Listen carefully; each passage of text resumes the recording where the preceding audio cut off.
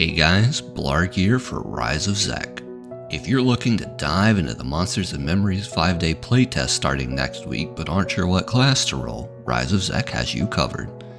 In this video, we'll cover our consensus for the top PvE classes in the early game, specifically levels 1 through 15. So whether this is your first time checking out Monsters and Memories, or if you've played the previous playtest but are looking to roll fresh, this list will help you get out of the gate strong. And if you're more PvP minded, don't worry, we'll have a PvP tier list coming out soon, so make sure to subscribe so you don't miss it when it drops. Now, let's get into that list. First up, let's talk tanks. We've got a couple of good options in the tank role, but our favorite, at the top of the ranks at an easy S tier, is the fighter. This reimagining of the EverQuest warrior outputs serious damage without sacrificing survivability. So if you want to anchor your group while making a good showing on the DPS chart, you can't go wrong with the fighter. Joining the fighter in the S tier, we've got the Shadow Knight. Lower raw damage output than the fighter, but still respectable, especially in the early game.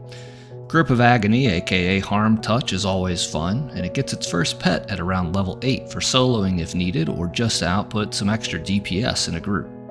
Plus, the SK gets even stronger late game with invulnerability spells and even more utility, so it's a great option to take all the way if you're interested in the long game. Sadly, the Inquisitor is going to be our first F rank.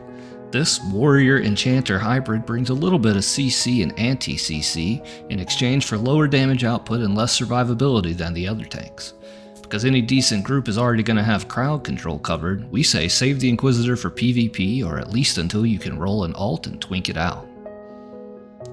Paladin is a solid A tier option. It's just as tanky as the SK, but it lacks the utility and it can't solo very well. It can help the healer's mana pool a little bit with weak heals, and we can't forget the always useful get out of jail free card that is Lay on Hands. Still, the utility's lacking, so we'd prefer a fighter or SK in our group. But if the Holy Warrior's your jam, we say go for it. Next up, we've got the healers. Starting out with the Shaman, they are a very strong class. They may be the best healer class out there, especially late game, when you include their excellent utility. However, since this is an early game focused tier list, they're not going to take our top spot and instead come in at a very high A. So who does get that top spot? That honor goes to the Druid. Although if we're being honest, this one was very hotly debated among the Rise of Zek members. They might have the lowest heal output as you get to the higher levels, but for the early game it's hard to look past move speed buffs, animal only charm spells, damage shields, regens, and even decent nukes. At higher levels, they may end up relegated to power leveling, but you can't go wrong with one early on. And finally, the Cleric. And honestly, there's no wrong choice for healers, they're all pretty strong, so Cleric also gets an A. They can wear plate, giving them the best armor class, which is actually a pretty important stat in Monsters and Memories. They also get a self-only and a targeted 15-second invulnerability, which can save yourself or a tank when the situation gets dire. Moving on to everyone's favorite, the DPS classes. We're going to address these by type, melee, ranged, and caster, but they're all pretty competitive with each other within their respective tiers, so don't read too much into the split. Starting out with melee DPS, the Beastmaster's up first, and we're moving him straight into the trash can. The Beastmaster does decent damage very early, but the pet damage falls off really hard as early as level 8. If you want a pet class so you have the option to solo, there are way better classes out there than the Beastmaster. Moving slightly up the tier list to a B is the Monk. Unfortunately, the Monk just doesn't start to shine until around level 40. Sure, the damage is decent, but he needs a lot of levels before he really starts bringing the pain.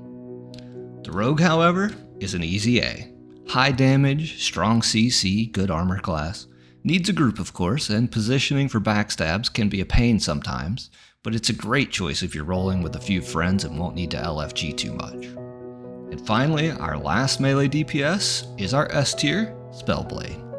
Look, the procs are great. You're basically casting wizard nukes with your auto attack, and honestly, the proc rate is probably a little overtuned.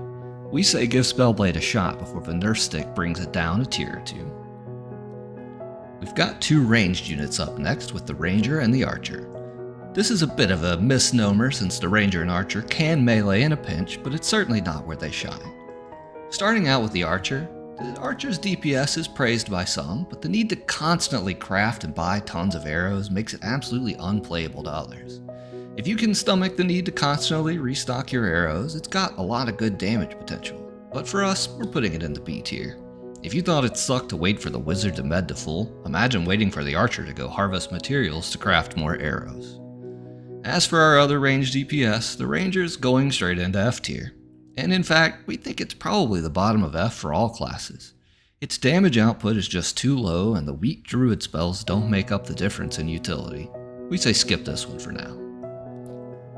Rounding out our DPS, let's talk about the true ranged damage dealers, the pure casters.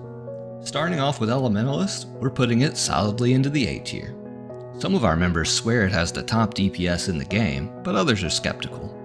Overall sentiment seems to be that it's a situational pick, but the options for pet damage and style and their respective group buffs means they should have a place in most group compositions.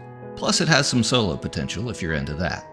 However, it can be a little expensive for a new character if you want to buy multiple types of pets every 4 levels, and of course you'll need to purchase reagents to even summon them. Next up, we have the Necro, that we think is a solid S tier caster. It has all the tools to put out good damage in a group or solo in a pinch. And although this is a PvE tier list, we just have to mention that it has excellent PvP tools if you're factoring that in at all. Oh, and don't forget late game, you'll eventually get the ability to summon corpses, which will make you very popular. Wizard is our last caster and technically the least. We're putting Wizard in the B tier. It has plenty of group DPS, but mana regen is harsh in Monsters and Memories, so you're going to have some real mana issues early on. And the Wizard really starts to take off around level 16 and gets stronger as it goes. So for this early game tier list, we gotta keep the Wizard down. Last on our list, we've got our utility classes in the Bard and Enchanter. Bard, easy S. Just like in EverQuest, the Bard may not be the best at anything, but it has a little bit of everything. Mez, charm, mana regen, move speed. It may be a jack of all trades master of none situation, but it's pretty damn close. The Bard can do whatever the group needs whenever it needs it, and it does it well. And finally, the Enchanter. Charm, Mez, mana regen, what's not to love? Not much more we need to say, easy A. And the Enchanter only gets stronger the higher level you go. Those of us here at Rise of Zek hope this tier list was helpful for those of you starting your journey in Monsters and Memories next week. Of course, these are just our opinions. Let us know what you think down in the comments. Thanks for watching, and don't forget to keep an eye on the channel for our upcoming late game and PvP tier list among other videos. Finally, if you're rolling on the PvP server for the next Monsters and Memories playtest, hit us up in our Discord linked below, and come join Rise of Zek. Because we aren't like a family, we are a family.